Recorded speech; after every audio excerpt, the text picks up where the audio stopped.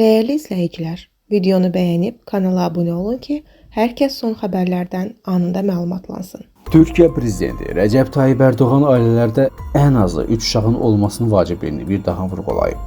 Xəbər verir ki, dövlət başçısı bu barədə İslam sənətinə həsr olunmuş sərginin açılış mərasimində çıxış zamanı danışıb.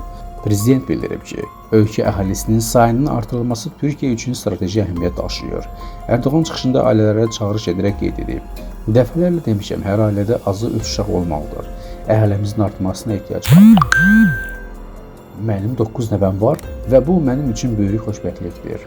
Türkiyə prezidenti həmçinin hökumətin cari ili ailə ili elan etməsini toxunaraq ailə institutunun qorunması və gücləndirilməsinin dövlət siyasətinin əsas istiqamətlərindən biri olduğunu diqqətə çatdırıb.